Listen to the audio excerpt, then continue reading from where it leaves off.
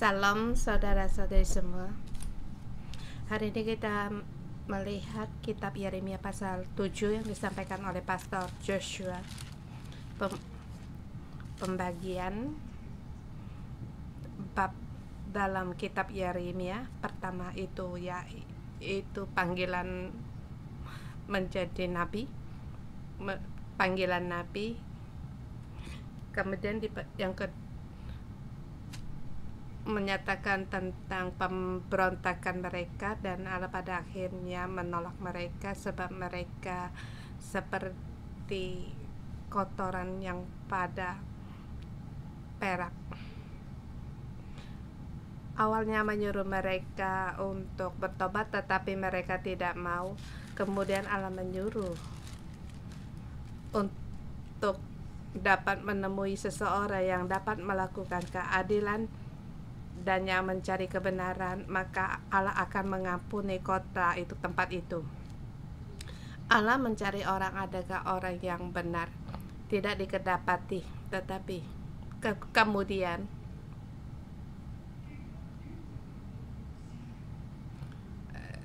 sepertinya tidak dapat ditemui, kemudian mencari untuk di dalam kota. Adakah seseorang yang bisa lewat pengujian diuji untuk mendapatkan yang baik? Seperti sebuah orange, jeruk, semuanya jelek, buruk. Apa yang harus dilakukan? Semuanya diambil, dibuang yang busuk, yang buruk. Lihat adakah yang lebih baik. Hasilnya semua diiris, semuanya buruk, semuanya busuk, tidak ada yang baik. Terus diuji, mencari dan mencari lagi sampai akhirnya semuanya yaitu yang rusak. Maka Nabi berkata, manusia haruslah melihat kotoran dari perak yang dibuang. Seperti dikatakan ayat ke 6-8, 2-8 dan 20. Pesan dari Yeremia di masa yang berbeda, sebab pelayanannya juga cukup panjang. Dari zaman Raja Yosua mengalami 5 raja sampai pada raja yang terakhir, ya, Raja Yosia, Yohasi, Yoyakim, Yoyahin, dan Jeldekia.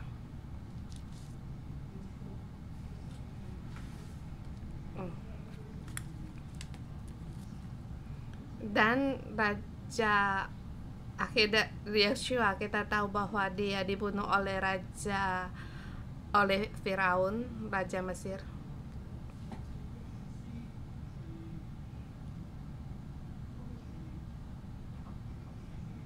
Dan di situ juga Hizkia,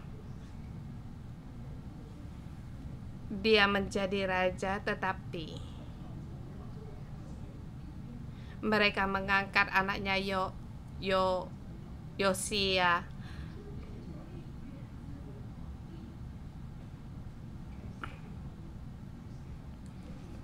untuk menggantikan Yosia anaknya. Tetapi Mesir menurunkan jabatannya dan mengangkat Raja Yoyakim menjadi raja. Dia juga anak dari Yosia, Raja Yosua.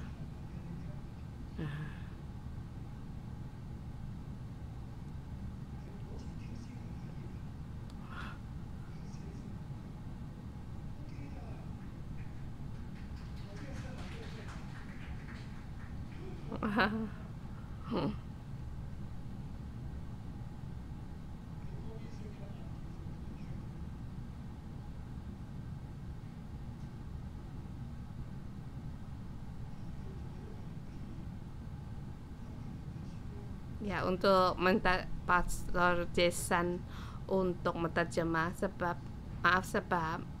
eh, untuk menjelaskan latar belakang dari kitab Yeremia sangat penting. Jadi pengaruh dari kerajaan Mesir sangat besar sebab mempengaruhi kerajaan Yehuda. Dia mengangkat Yoyakim menjadi raja. Yoyakim adalah anak angkat dari Mesir, salah satu daging.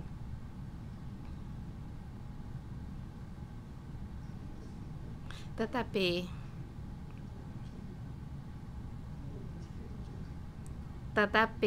Mesir bukan yang negara yang terkuat sebab Babel telah bangkit. Asur telah lenyap, telah diruntuhkan. Babel di sebelah utara mulai bangkit. Di zaman itu Raja Yehuda masih terus berpegang pada Mesir, dan dari keturunan Raja Yehuda, para pembesar Yehuda, mereka juga berpegang pada Mesir, dan kebiasaan atau tradisi mereka juga mengikuti tradisi mereka, sehingga membuat hati Allah, menyakitkan hati Allah. Dan sampai di ayat 7-20,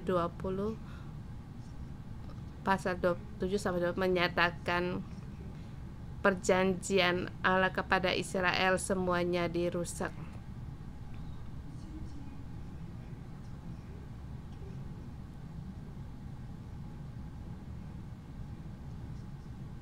Nabi Yeremia melayan di antara 5 raja yang terakhir, dan dia melihat semuanya ini. Dan setelah kerajaan Yehuda diangkat di pembuang, dia masih tetap hidup. Dia masih ada di situ, tetapi sayangnya dia ditangkap orang, kemudian dibawa ke Mesir bersama dengan Baruk. Mereka tidak ada pilihan lain. Di zaman akhir zaman, Nabi melihat Allah mengangkat Babel. Allah memberitahukan mereka akan didangkangkan ke pembinasaan yang dari utara, yaitu Babel. Jadi pesan dari Nabi menyuruh umat kerajaan Yehuda untuk bertobat.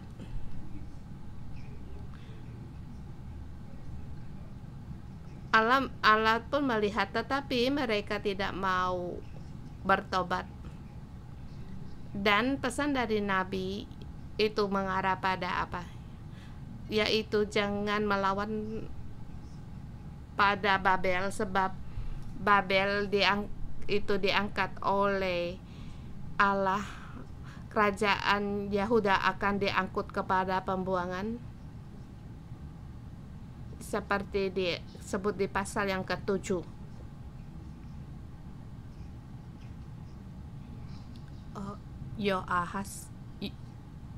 Yosia, anaknya Yoas yang 3 bulan. Tapi sayang, Yoyakim melawan pada Babel. Kemudian timbul masalah, dan datanglah Raja Babel yang terus menyerang kota Yerusalem. Sampai di zaman Raja Zedekia, seluruh Yerusalem dilenyapkan. Ini sejarah yang sangat menyedihkan. Mohon Tuhan untuk menolong kita.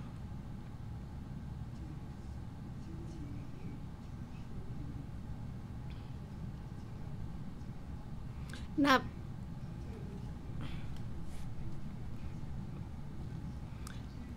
Nabi pada masa 5 raja Yehuda yang terakhir, dia sangat menderita. Bukan hanya dia menderita, Allah juga sangat bersusah hati.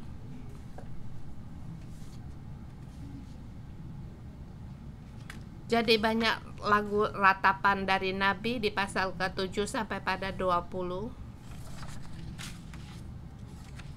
Itu adalah ratapan dari Yeremia. Ratapannya, keluh kesahnya,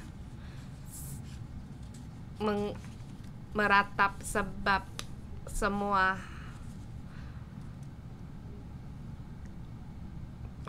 penghukuman Allah tidak bisa dihindari, dan dia meratap perjanjian umat Allah yang sejak dahulu kala Allah mengangkat Israel, yang membawa mereka keluar dari Mesir di zaman Abraham. Dia tahu bahwa mereka akan kembali ke Mesir.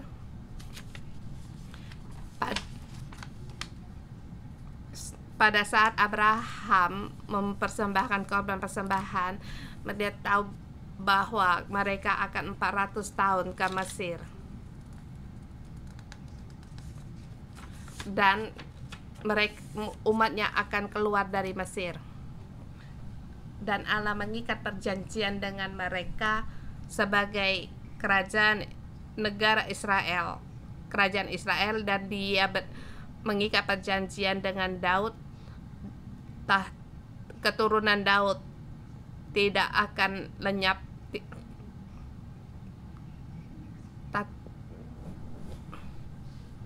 Dengan menggunakan tata Daud untuk menyatakan kerajaan Allah dari dahulu kala sampai sekarang, sampai di zaman Yeremia, ratapan Yeremia.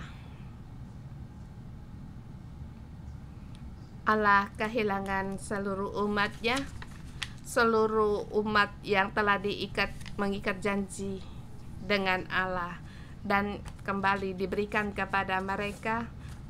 Allah sendiri memberikan dirinya di tengah-tengah mereka dan menyertai mereka di padang gurun, menyertai mereka setelah masuk di Israel. Di dalam tabut Allah menyertai mereka, berjalan bersama mereka. Setelah mengikat perjanjian dengan Daud, Salomo mendirikan bait suci, dan Allah diam di situ, di tengah-tengah mereka. Kalau ada sesuatu, imam bisa bertanya kepadanya sebab dia adalah Raja Israel. Dia menyerahkan hadiratnya kepada umat Israel dan memberikan namanya kepada umat Israel. Namanya itu adalah hadiratnya. Allah memenuhi alam semesta, menciptakan segala sesuatunya. Kita yang begitu kecil, bagaimana bisa mengetahui Dia? Bagaimana kita bisa mengerti akan Dia? Kita tidak akan pernah mengerti kecuali Allah sendiri memberikan pengetahuan kepada kita, memberikan namanya, mengenal Dia, memuliakan Dia, dan mengikat perjanjian kepada Israel bahwa Tuhanlah milik pusaka mereka, terlebih Imam Lewi. Dan saya memberitahu kepada staf gereja kita adalah Imam Lewi, dan berkata kepada saudara-saudari semua jemaat, kita juga termasuk semua adalah Imam Lewi seperti kehendak Tuhan Yesus. Segala kerajaan adalah milik Allah, dan juga Allah memberikan kerajaannya kepada kita sebab kita adalah wakil dari Allah. Tetapi Yeremia di situ yang dilihat, Allah kehilangan semua umat yang telah mengikat perjanjian dengannya.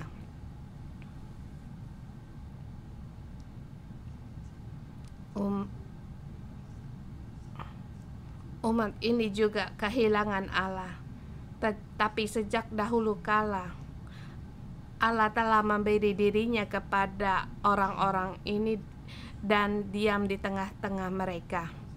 Dan dalam pasal ini kita melihat betapa menderitanya Allah diam di tengah-tengah kita. Kita melihat pasal ini, Allah kehilangan umat yang telah diikat dengan perjanjiannya. Di sini dibagi dalam 4 bagian. Di pasal 7 ayat 1 sampai 20 itu permulaan. Ya, memang pasal ini lebih juga telah diatur kembali, bukan menurut peristiwa diatur, tetapi berbeda dicatatkan dan jelas di pasal ke-7 ayat 1 sampai 15.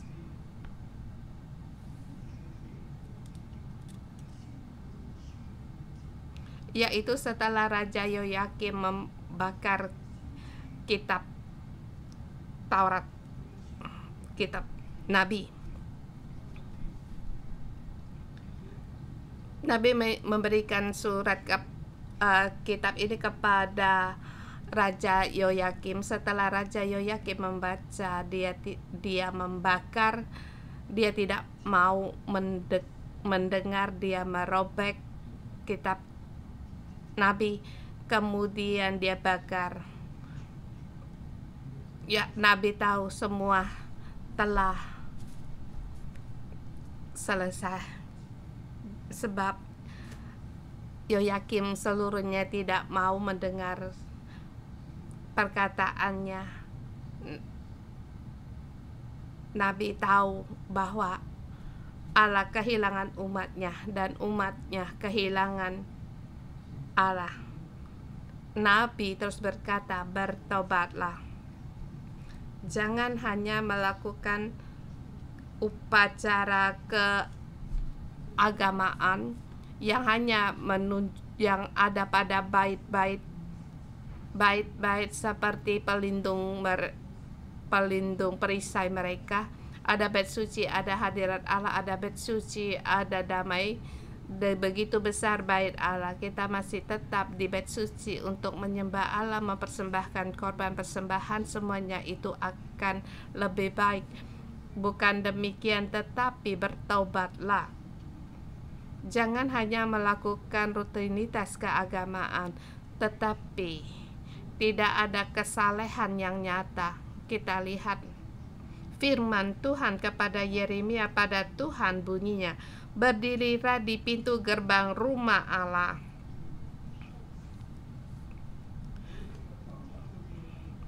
Berdirilah di pintu gerbang rumah Tuhan.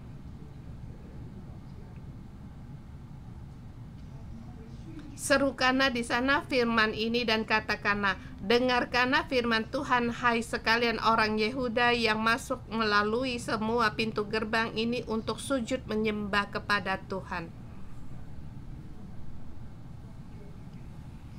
Pada saat Raja Yoyakim tidak mau mendengar, Nabi berdiri di pintu gerbang bait suci. Bait suci dan rumah Allah itu berbeda.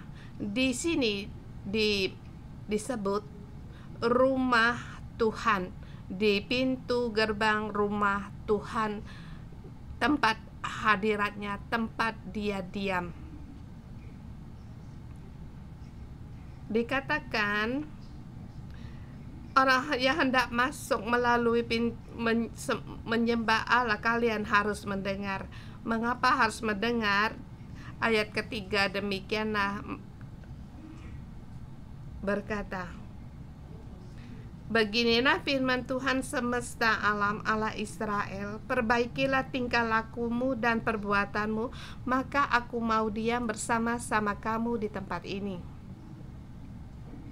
yaitu di tempat yang tidak benar kamu harus berubah, harus bertobat, harus memperbaiki tingkah lakumu dan perbuatanmu,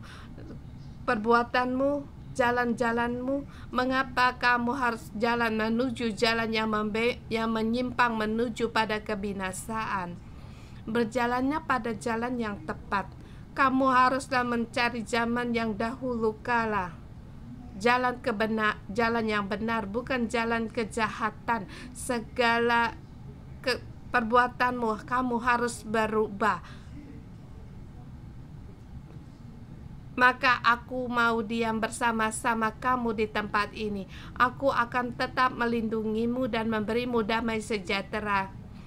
Tidak perlu kamu takut akan kekuatan bangsa asing. Damaimu ada padaku. Akulah pelindunganmu. Perbaikilah tingkah lakumu, maka kamu akan mendapatkan damai dan kamu akan tetap tinggal diam di tempat ini dengan damai. Jangan percaya pada perkataan dusta yang berbunyi, ini bait Tuhan, bait Tuhan, bait Tuhan.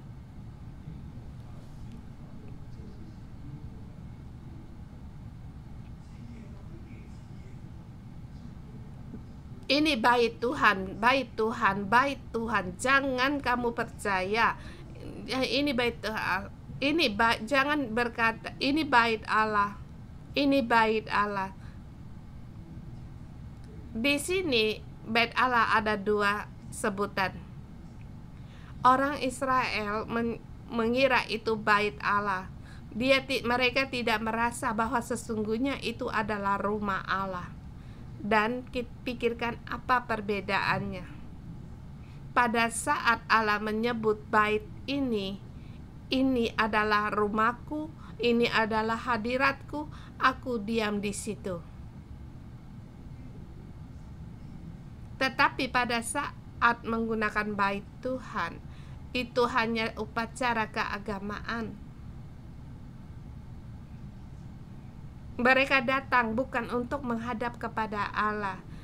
Mereka hanya melakukan sesuatu dan tidak disertai hadirat Allah. Mereka tidak mencari Allah. Yang mereka mau seru itu bait Tuhan, bait Tuhan kita. Tapi itu perkataan dusta. Itu bait Tuhan.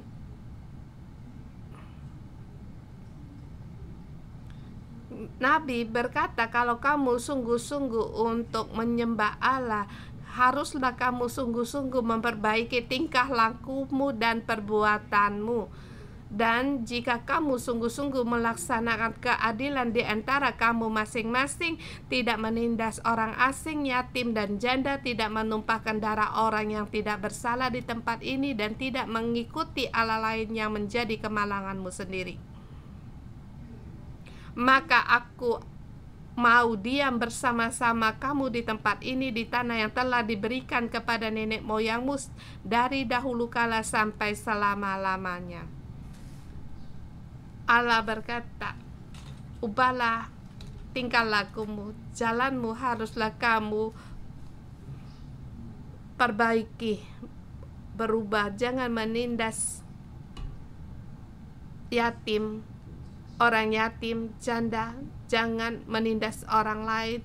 Jangan menumpahkan darah orang yang tidak bersalah, yaitu kamu mempunyai kesalehan hidup.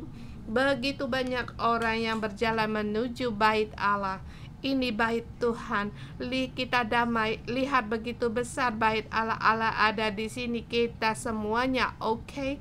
Kita bisa diam damai di sini sebab Allah ada di sini. Tidak akan ada perkara yang lain. Tetapi di latar belakang mereka menindas orang lain, menumpahkan darah orang yang tidak bersalah. Maka Yeremia berdiri di situ untuk menghalangi mereka. Kalian datang menyembah Allah, datang di rumah Allah, bukan mengandalkan kepada bait Allah, tetapi hadirat Allah yang melindungimu sampai selama-lamanya. Kamu bisa hidup damai sejahtera walaupun dalam penyerangan Babel, asal kamu mengubah tingkah lakumu, jangan berbuat yang jahat, maka kamu akan diam bersama di tempat ini menjadi milik pusakamu. Bertobatlah, jangan mengandalkan besarnya bait ini, tetap melainkan sungguh-sungguh memperbaiki tingkah laku dan perbuatanmu. Jangan hanya melakukan tradisi keagamaan. Dan ini memberitahukan kepada kita, jangan hanya melakukan rutinitas upacara keagamaan kita merasa damai, tetapi kita harus memperbaiki tingkah laku dan perbuatan kita. Saya sangat bersyukur Allah memberikan aku misi penanaman pohon kehidupan. Bukan hanya kita mempunyai hidup yang benar, tetapi kita juga menjadi tanaman kebenaran Allah dan imam kerajaan Allah. Kita mempunyai jubah imam. Kita juga harus mengampuni orang lain. Kalau tidak, kita tidak bisa menuntun orang lain. Terlebih lagi kepada ketua sel terhadap muridmu, kuncinya yaitu pengampunan. Kalau kamu tidak mengampuni dia atau kamu tidak suka kepadanya, atau perkataannya kamu tidak dapat menerima, kamu tidak bisa mengembalakan dia. Kamu akan kehilangan dia. Jadi kita sebagai ketua sel, pertama yang kita perlukan yaitu sungguh-sungguh harus bisa untuk mengampuni di dalam hidup saya. Saya terus-menerus mengampuni dan mengampuni. Berulang kali saya telah menyertakan kisah saya, kamu pun tahu. Terhadap ayah saya, ibu saya, di masa kecil, orang-orang yang menyakiti saya, terhadap guru saya,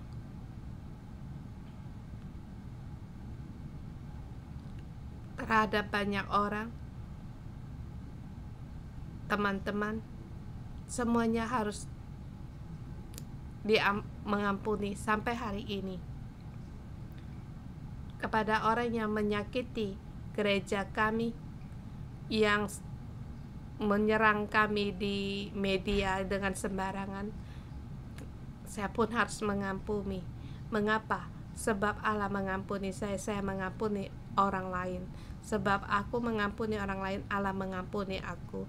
Maka aku bisa berdiri di hadapan Allah untuk melayaninya. Maka aku bisa untuk terus memimpin staf gereja, MG leader, dan seluruh jemaat 611. Kehidupan ini sangat penting. Tetapi kamu melihat ada di gereja, staf gereja, di mimbar mereka sepertinya sangat sempurna, banyak pelayanan, tetapi apakah sangat dipenuhi dengan hadirat Allah dan membawa damai? Bukan. Itu hanya wajah dari rutinitas upacara keagamaan dan melakukan cara-cara keagamaan. Nabi Yeremia memberitahukan kepadamu, Allah berfirman kepadamu, tidak bisa. Sesungguhnya kamu harus memperbaiki tingkah lakumu, perbuatanmu. Jangan mengira kamu mempunyai bait ini, punya upacara keagamaan, kamu bisa hidup dengan damai. Tidak. Kamu, ayat ke-8 kita lihat.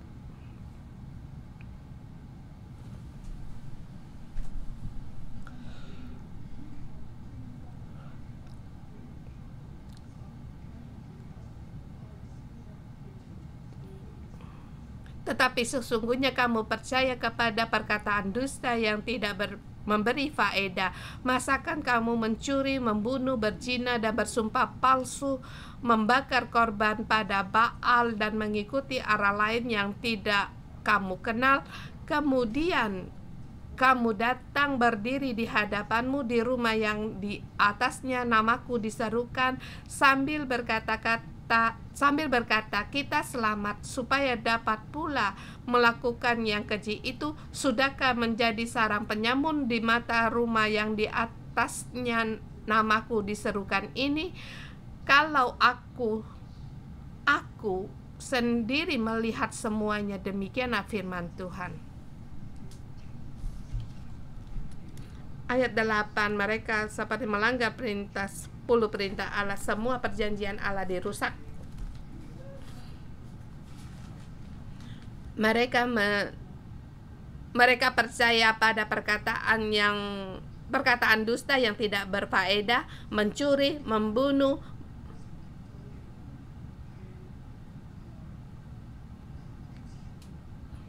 mereka berzina, bersumpah palsu, bahkan di rumah di mana hadirat Allah mereka di situ menyembah, tetapi yang mereka sembah yaitu Allah lain yang tidak dikenal. Allah berkata, perbuatan ini sangat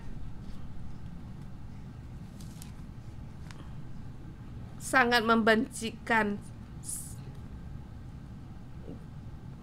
Kamu telah melanggar janjiku. Kalau demikian, kemudian Allah berkata, pergilah dahulu,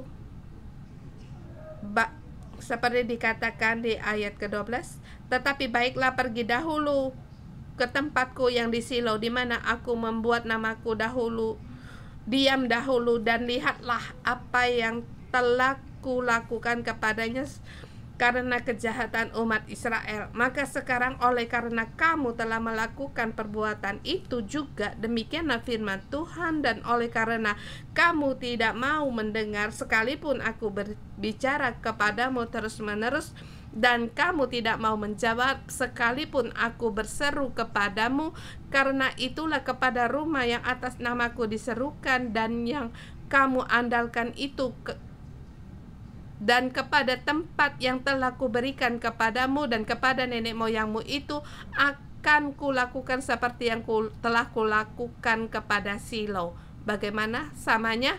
Yaitu, aku akan melempar kamu dari hadapanku seperti semua saudaramu, yaitu seluruh keturunan Efraim telah kulemparkan.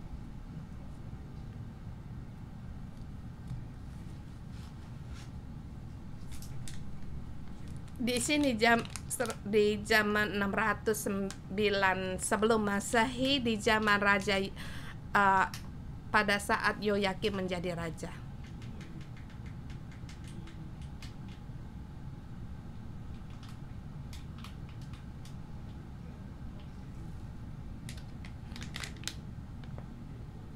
Tidak lama setelah hancurnya kerajaan Israel Utara, sekarang Raja Yoyakim di tempat ini, dia yang memerintah. Allah menyuruh umatnya untuk melihat di utara, sebelah tempat utara, di Silo. Silo di zaman Samuel, tabut Allah berhenti di situ, tempat yang kudus. Mesbah di Silo sangat besar. Mereka di tempat itu menyembah Allah. Di zaman Samuel, tempat itu adalah tempat yang kudus.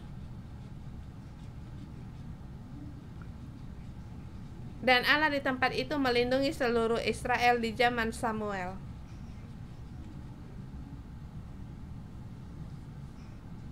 Tapi perlahan tempat itu menjadi tempat penyembahan berhala dan umat Allah melakukan kejahatan, sehingga mereka diangkut ke pembuangan.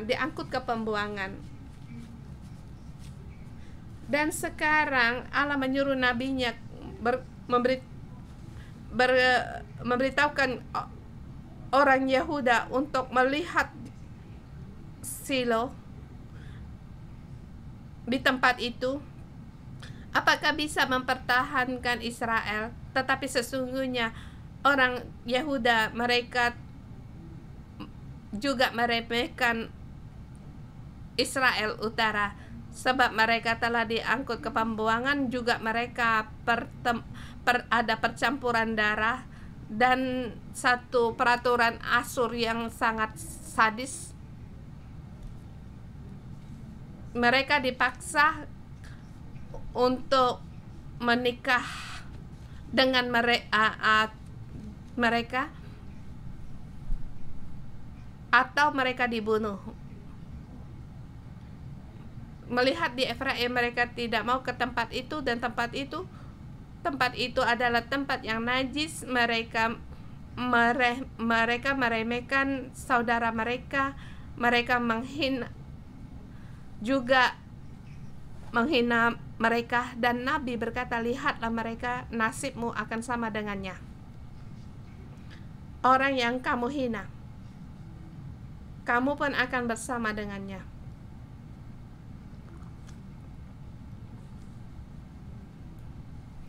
Kamu punya rumahku, mereka juga punya Silo, sama-sama kudus.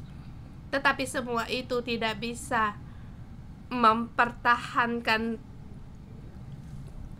tempat tinggalmu, tidak dapat mempertahankan kemakmuran damai sejahteramu situ.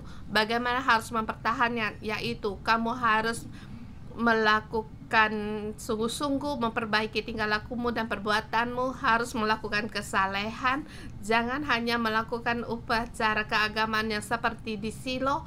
Akhirnya mereka terpaksa untuk dilenyapkan, mereka diangkut ke pembuangan atau dipaksa dengan kawin campur darah dengan bangsa asing. Di sini Nabi berdesah, meratap, mengapa kalian demikian? Mengapa sudah dilihat Silo demikian? Mengapa kamu tidak mau bertobat? Mengapa kamu harus menghancurkan perjanjian dengan Allah? Kamu yang paling saleh, kamu telah masuk di dalam rumah Allah. Kamu telah menyembah Allah, kamu pun tidak mau untuk bertobat. Kamu hanya untuk tetap melakukan acara keagamaan saja. Kamu akan seperti saudaramu. Kamu tidak akan diam aman di tempat ini. Nasibmu akan dilemparkan dari hadapan Allah. Seperti aku akan melemparkan kamu dari hadapanku seperti saudaramu, yakni seluruh keturunan Efraim telah kulemparkan. Poin yang kedua, 21 ayat 21, telah dihancurkan. Nabi, janganlah berdoa untuk mereka, sebab aku tidak mau mendengar lagi, sebab pembinasaan telah datang. Yang aku cari telah aku cari, yang aku uji telah aku uji, tetapi dinasehati mereka tidak mau dengar. Maka Nabi, janganlah kamu berdoa untuk mereka, aku tidak mau mendengar firman Tuhan. Ayat ini cukup panjang, jadi tidak dibaca satu persatu.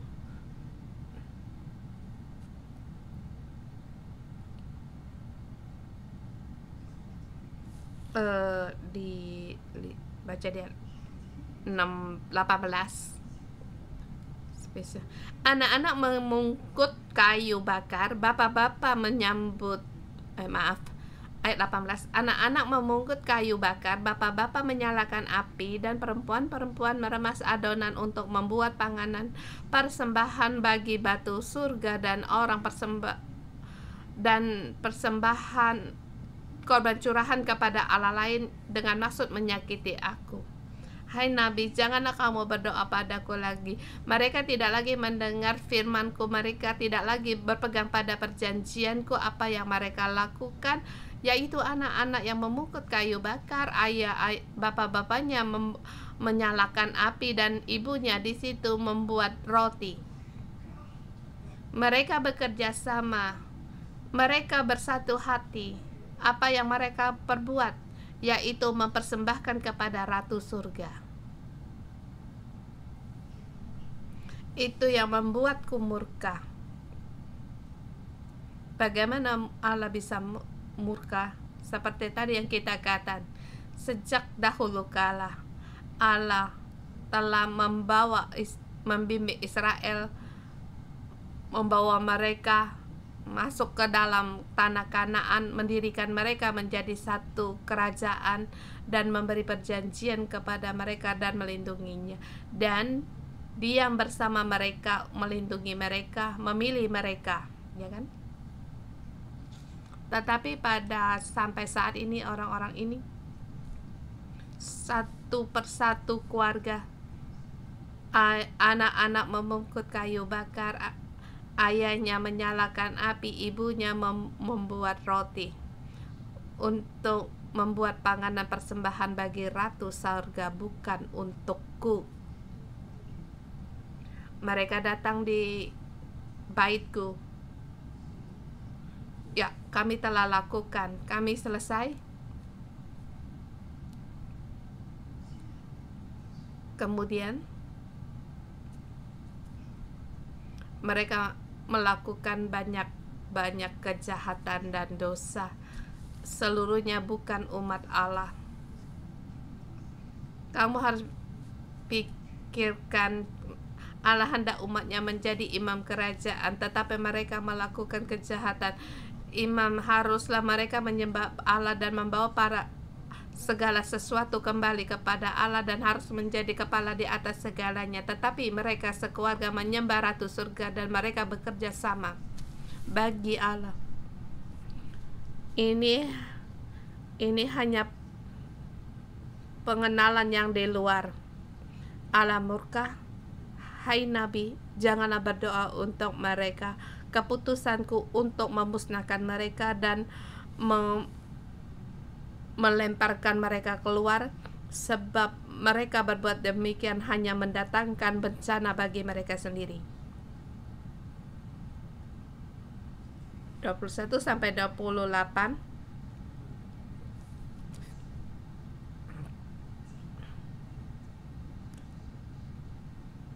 Nabi berkata, kamu dengarlah perkataanku, bukan untuk mempersembahkan persembahan. Demikianlah firman Tuhan semesta alam. Tambahkan Allah Israel, tambah saja korban bakaranmu kepada korban sembelihanmu. Nikmatilah daginganmu. Ada persembahan, korban persembahan, ada damai di bait Allah. Tetapi itu adalah acara keagamaan yang kamu perbuat sendiri. Adakah Allah berkata, adakah aku menyuruh kamu berbuat demikian? Adakah aku memerintahkan kamu untuk melakukan semua ini? Yang aku perintahkan kepadamu sebagai berikut ini, yaitu dengarlah suaraku, maka aku akan menjadi Allahmu dan kamu akan menjadi umatku, dan ikutilah seluruh jalan yang kuperintahkan kepadamu supaya kamu berbahagia. Di sini di Keluaran pasal 19. Pada saat kamu mendengar suaraku, berpegang pada perjanjianku, tetapi mengapa kamu langgar semuanya ini? Semua yang kuingat, semua perjanjian yang diikat, semuanya telah kamu langgar. Kamu bukan menyembah padaku, tetapi yang kau sembah itu adalah Ratu Surga. Yang aku inginkan bukan persembahanmu. Persembahan ini salah satu. Kamu hanya mempersembahkan korban persembahan bagiku, tetapi kamu tidak mau mendengar suaraku. Kamu telah melanggar perjanjian denganku. Kamu bukan lagi menjadi umatku. Maka kamu tidak jujur, kamu tidak setia. Bukan hanya demikian, dari 24 sampai akhir mereka di bait suci, mereka menyembah berhala. Hai Yerusalem, cukurlah rambut kepalamu dan buanglah. Angkatlah ratapan di atas bukit-bukit gundul, sebab Tuhan telah menolak dan membuang bangsa yang kena murkanya. Allah, Tuhan telah menolakmu. Sesungguhnya orang Yahuda telah melakukan yang jahat di mataku. Demikianlah firman Tuhan, telah menempatkan dewa-dewa mereka yang menjijikan di rumah yang atas namaku diserukan ini untuk menajiskannya. Mereka telah mendirikan bukit pengorbanan yang bernama Taufet di lembah Ben Hinnom untuk membakar anak-anaknya lelaki dan perempuan. Ini yang saling melakukan yang saling menakutkan bagi Israel, yaitu mereka menyembah kepada allah-allah asing di bait suci. Di dalam bait suci, di situ ada dewa-dewa, ada berhala, di situ ada Baal. Bukan hanya demikian, mereka mendirikan di bukit pengorbanan, mereka mempersembahkan anak-anak mereka sendiri, memberikan korban persembahan kepada Molok. Anak-anak mereka sendiri, anak laki-laki dan perempuan mereka dibakar untuk dipersembahkan kepada Molok. Kami di tempat itu, kami mengaku di situ mengaku sholat, melihat bekas yang ditinggal sampai sekarang juga masih hitam. Satu penderitaan. Bagaimana mungkin anak yang diberikan anak kepadamu bukan dipersembahkan kepada Allah, tetapi dipersembahkan kepada Molok. Ini adalah upacara sihir. Mereka mengira dengan mempersembahkan anak-anak mereka bagi berhala ini, mereka mengira akan mendapatkan berkat dan perlindungan dari berhala itu. Tetapi sesungguhnya kamu sendiri akan binasa. Dan anak-anak ini adalah pemberian Allah. Yang harus kita teruskan adalah rupa Allah. Tetapi rupa Allah kamu bakar dan kamu persembahkan kepada kuasa gelap.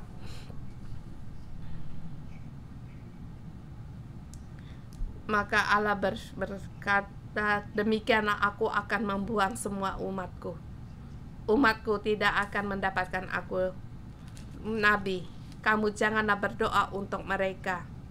Umat bukan hanya tidak bertobat, tetapi mereka di dalam rumahku, mereka menyembah berhala, menjijikan, menajiskan rumahku. Bukan hanya menajiskan rumahku, tetapi juga di situ menajiskan rupaku dengan mempersembahkan anak-anak yang kuberikan kepadamu, kau persembahkan kepada berhala. Dan Allah berkata, mereka ini bukanlah umatku, mereka pasti akan diangkut ke pembuangan, nasibnya akan sama Efraim. Saudara-saudari semua, kita harus juga ini menjadi peringatan bagi kita. Kita percaya Tuhan, jangan hanya rutinitas keagamaan, tetapi yang kita pentingkan yaitu hidup kita. Kita sungguh harus menjadi pohon kehidupan. Mohon Tuhan untuk menolong kita. Mari kita menyembah Tuhan Allah kita. Haleluya.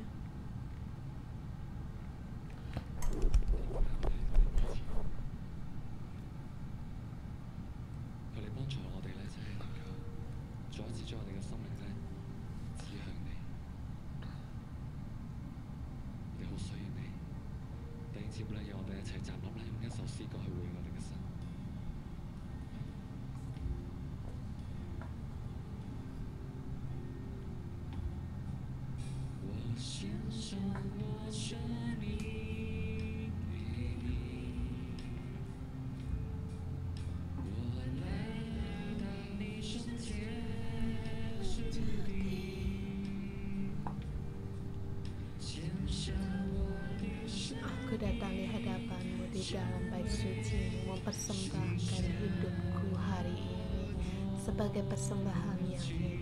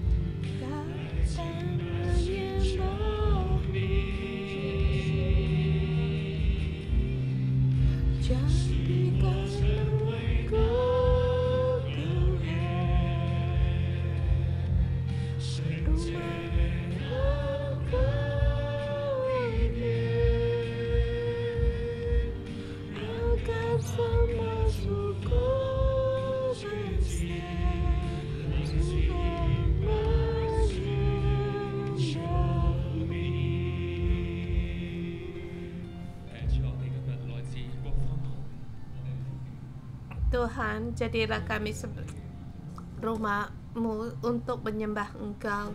Tuhan, kami berkumpul di sini untuk menyembah Engkau. Kami dengan segenap hati untuk menyembah Engkau. Tetapi Tuhan, lewat di Yeremia pasal 7, Engkau menerangi kami. Tuhan, kami berdiri di hadapan Engkau, kami selalu dalam bait suci-Mu dan untuk menyembah Engkau. Tetapi Roh Kudus Engkau bersamaan juga menerangi hidup kami. Seberapa banyak mulut kami menyembah Engkau, tetapi di dalam kami kosong. Ada kalanya kami di bait suci-Mu, di dalam kami tidak ada kebenaran, tidak jujur. Mohon Tuhan untuk Engkau menerangi kami hari ini. Saudara semua, mari kita duduk bersama. Kita mohon Roh Kudus untuk menerangi kita. Menerangi kita, adakah kepalsuan di dalam hidup kita? Mulut kita menyembah Tuhan, tetapi hati kita masih mengembara di dunia ini. Telinga kita mendengar firman Tuhan, tetapi hati kita menghakimi, membicarakan orang lain. Kita melakukan persembahkan bagi Tuhan, tetapi hati kita tidak dengan sukarela dan merasa dalam hati sangat sulit. Bahkan sebagai ketua sel, mulut kami menghakimi, hati kami mengatai domba-domba kami. Saat ini Tuhan, kami mohon kepada Engkau untuk menerangi hidup kami. Roh Kudus, kami menyambut Engkau untuk hadir di tengah-tengah kami.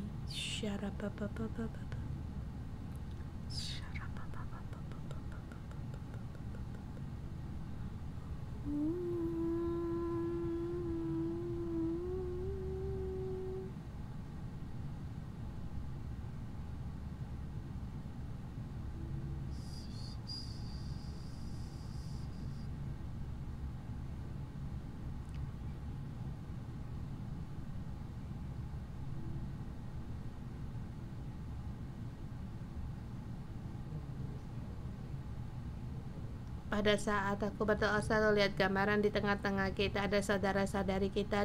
Kamu berada di tempat kerja dan sering-sering kamu berkata kamu marah kepada bawahanmu, dan di hadapan atasanmu kamu selalu menghakimi.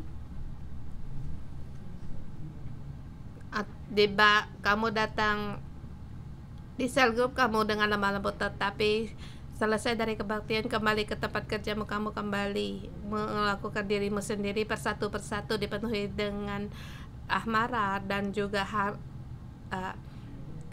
kata-kata yang selalu menghakimi orang lain. Hari ini Roh Kudus berkata kepadamu, kamu membawa satu kepalsuan dan kebohongan. Kamu ingin hidup dengan jujur dalam hadirat Allah dan hidup dalam kemuliaan Allah, tetapi kamu tahu kamu tidak sanggup, dan kamu dengan membawa dengan kepalsuanmu datang di dalam bait suci Allah. Saat ini aku mengundang kalian untuk mengaku semuanya ini. Berat hatimu, ngaku akan berat hatimu dan kelemahanmu. Hari ini Allah mau mengampuni, menolong kita. Saudara semua, kalau kamu saat ini diterang Roh Kudus, kalau di dalam hatimu penuh dengan kepalsuan, saat ini berdoalah kepada Tuhan.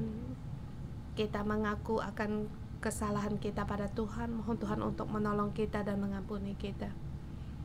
Tuhan Yesus, aku datang di hadapan-Mu, mohon Engkau mengampuni aku. Ada kalanya aku seperti penuh dengan amarah kepada Tuhan, aku tidak integrasi dan syaram bara Shada barita da yala bala ya. Shala bala la ganima.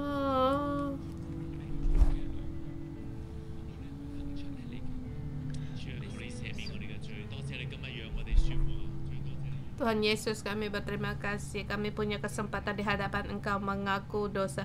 Tapi orang Israel, mereka tidak mau mengaku akan kesalahan mereka. Tetapi Tuhan, kami mau, Tuhan, kami tidak mau membawa dengan kepalsuan keagamaan kami, kepalsuan kesalehan kami untuk di hadapan orang. Mohon Engkau untuk menolong kami agar seluruhnya bisa tobat kepada Engkau dengan firman-Mu, Tuhan, agar kami tahu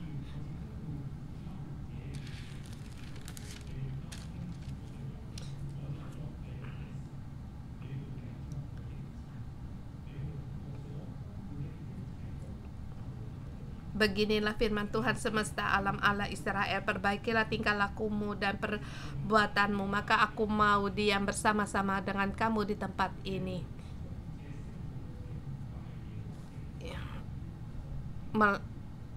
Juga jika kamu sungguh-sungguh memperbaiki tingkah lakumu dan perbuatanmu, jika kamu sungguh-sungguh melaksanakan keadilan di antara kamu masing-masing, tidak menindas orang asing, yatim dan janda, tidak menumpahkan darah orang yang tidak bersalah, dan tidak mengikuti Allah lain yang maka Aku akan diam bersama-sama kamu di tempat ini, di tempat yang diberikan kepada nenek moyangmu dari dahulu sampai selama-selamanya. Mari kita semua berdoa, salah satu tangan kita letakkan di hati kita, salah satu di telinga kita, agar kita sungguh orang yang mau bertiga seperti di ayat yang ketiga. Beginilah firman Tuhan Allah semesta alam, Allah Israel, perbaikilah tingkah lakumu dan perbuatanmu, maka aku mau diam bersama-sama kamu di tempat ini. Saudara, mari kita berdoa bersama.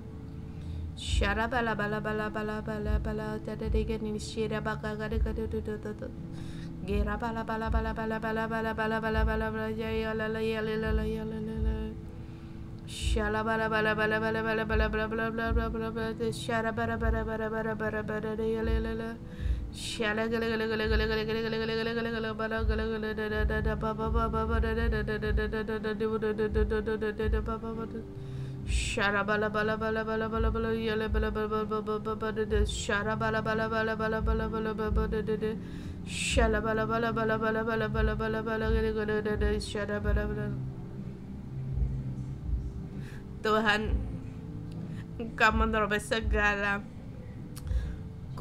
ketiduran kami lewat dari telinga kami, Tuhan, agar kami selalu mendengar suara-suara keagamaan dunia, mendengar suara-suara di medan Tuhan saat ini lewat telinga kami. Semua suara-suara ini seluruhnya Engkau Tuhan, Engkau ambil keluar dari telinga dan hati kami. Lihat jalan dahulu, jalanmu yang dahulu kala, jalan-jalan kebenaranmu dengan lewat firman-Mu Tuhan, Engkau beritahukan kepada kami, dan telinga kami Tuhan mendengar firman Tuhan, sebab hanya Tuhan satu yang ingin kami lakukan, yaitu untuk mendengar firman-Mu. Ya Allahku, Engkau adalah menjadi Allahku, dan saat ini Tuhan Engkau hadir di dalam hati kami untuk menolong kami setiap orang sebagai umat-Mu. Kami mau berjalan di dalam jalan-Mu. Kiranya telinga kami mau menjadikan telinga yang mendengar dan hanya terbuka bagi firman-Mu dan mendengar firman-Mu, mau mendengar firman-Mu.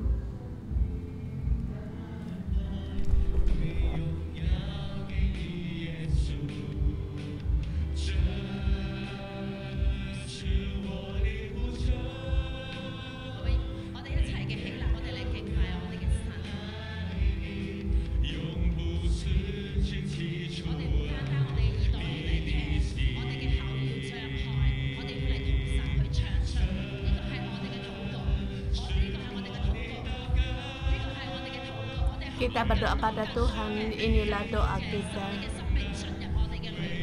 Kita mohon kiranya firman Tuhan masuk di dalam kita dan telinga kita yang mau mendengar Tuhan, agar kami dengan roh, jiwa dan kebenaran untuk menyembah Engkau.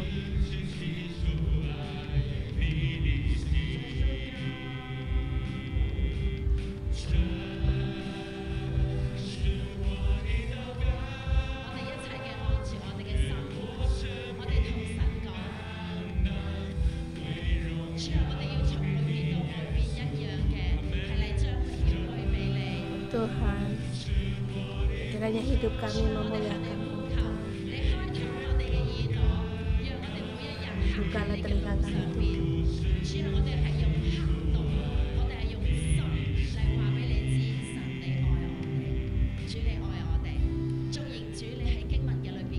Tuhan, Engkau mengasihi kami.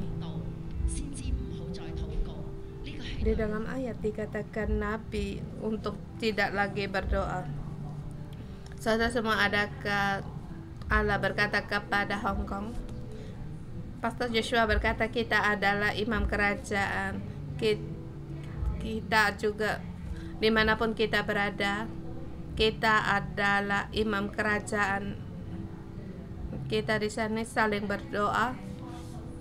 Kita berdoa untuk kita menghargai, mengutamakan firman Tuhan. Kita berdoa dan atau di tempatmu berada, kiranya firman Tuhan menerangi kita, melepaskan kita dari segala dosa-dosa kita, yang pertama, yang kedua, dan juga untuk mohon pengampunan dosa-dosa Hong Kong.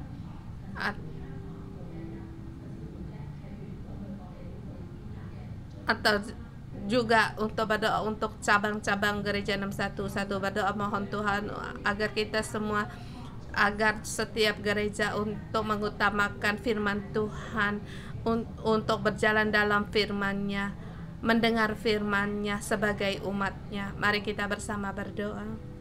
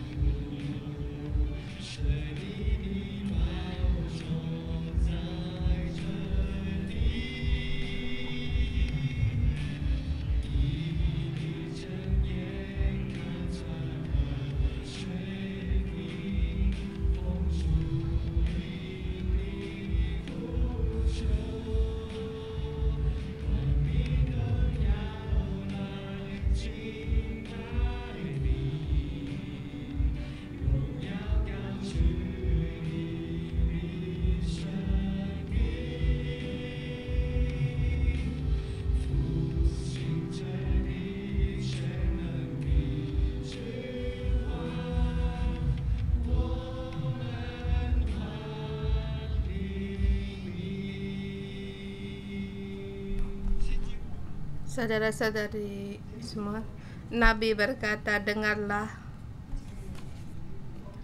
hendaklah kamu mendengar.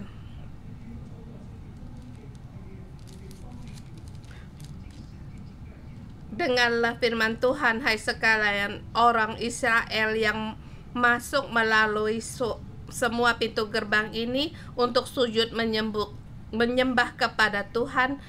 Beginilah firman Tuhan, Allah Israel, perbaikilah tingkah lakumu dan perbuatanmu, maka aku akan diam bersama-sama dengan kamu. Di sini mereka tidak mau mendengar. Mereka tidak mendengar. Di sini, dengarkanlah suaraku, maka aku akan menjadi Allahmu dan kamu akan menjadi umatmu. Demikianlah seluruh jalan yang ikutilah seluruh jalan yang kuperintahkan kepadamu supaya kamu bahagia. Tetapi mereka tidak mau mendengar. Mereka tidak mau memberi perhatian, melainkan mereka mengikuti rancangan dan kedegilan hati yang jahat.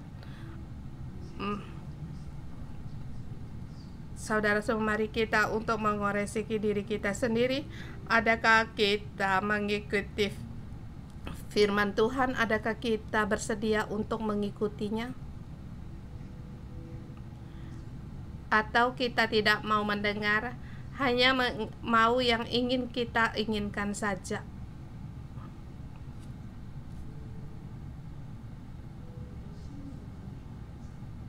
Adakah kita terlebih dahulu taat kemudian baru menerima? Atau kita merasa kita perlu ini, perlu yang itu?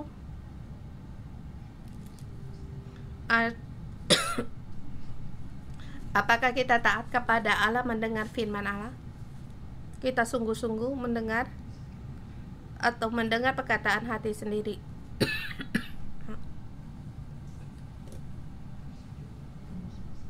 Terhadap firman Allah, apakah kita percaya?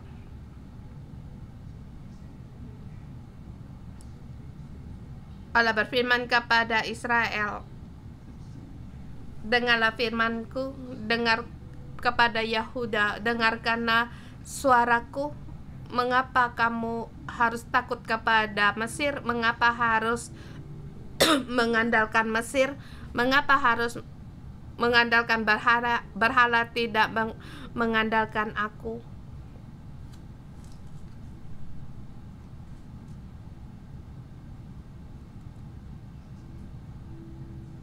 Anakku, bila kamu tidak mau mendengar, kita harus memperbaiki tingkah laku kita dan perbuatan kita.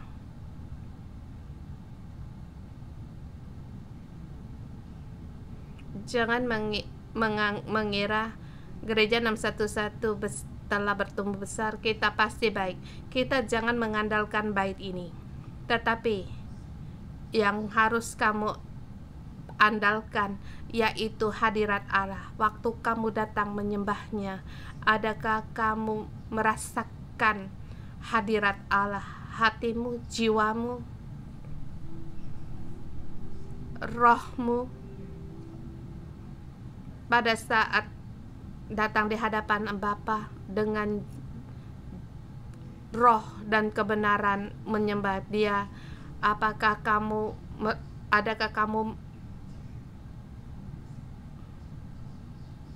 bersentuhan dengan Roh Kudus? Adakah kamu merasakan tentu kuasa Roh Kudus? Adakah kamu hanya dalam puji-pujian saja? Atau adakah kamu lewat puji-pujian kamu merasakan kuasa dan hadirat Allah? Mohon Tuhan untuk menolong kita. Roh Kudus, pada saat kami demikian menguji diri kami sendiri, merenungkan kami sendiri, Tuhan beri kami hati dan telinga yang mau mendengar, agar kami terlebih dahulu taat, kemudian baru menerima. Mohon dalam hal-Mu, Engkau tolong kami, berkatilah kami, buang segala hati kami yang memberontak. Tuhan, kami bersedia melepaskan keinginan kami sendiri. Mohon Engkau berbelas kasihan kepada kami, berbelas kasihan pada kami, tolong kami dalam nama Yesus. Memberkati saudara-saudari semua, agar telingamu mau mendengar, agar hatimu bersedia untuk melakukan. Hati yang memberontak melawan, pergilah. Hati yang taat, masuklah, terimalah. Tuhan memberkatimu, memberimu damai sejahtera. Dalam nama Yesus mendeklarasikan dan memberkatimu. Amin. Terima kasih Tuhan, kita renungan pagi sampai di sini. Tuhan Yesus memberkati.